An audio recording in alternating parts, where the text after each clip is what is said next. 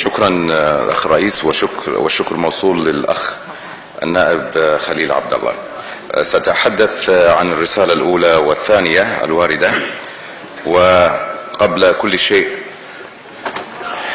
نعزي الأمة الإسلامية بمصاب سيد الشهداء أبي الأحرار الحسين بن علي بن أبي طالب عليهم السلام. وبهذه المناسبة نستذكر دور الشعب الكويتي والتأكيد على اللحمة الوطنية ومحاولات دائما هذا الشعب العظيم لتفويت الفرصة على أعدائه من الذين يريدون دق الإسفين بين مكونات المجتمع الكويتي. سيدي الرئيس، في يوم من الأيام عرضت قناة الفراعين المصرية طائرة تجسسية قامت جماعة الإخوان بتطييرها فوق ميدان رابعة. نفس هذه الطائرة طارت منذ يومين فوق حسينية بو حمد في منطقة الدعية. نفس هذه الطائرة نفسها بالضبط، ممكن تشوفونها على قناة اليوتيوب.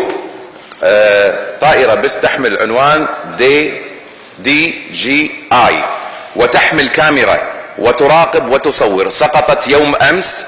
وعندما نقول إن هذه الجماعة تحاول للأسف زرع الفتن في المجتمع الكويتي، ما فعلته ميدان رابعة تفعله الآن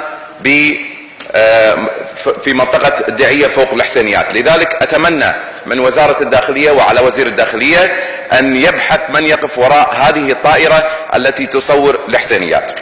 أعود إلى الموضوع.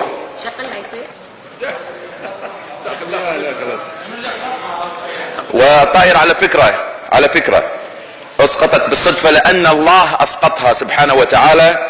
ألم ترى كيف فعل ربك بأصحاب الفيل؟ وكل من يكيد لمن يمشي على الخط الحسيني سوف يجد مثل هذه الكرامات.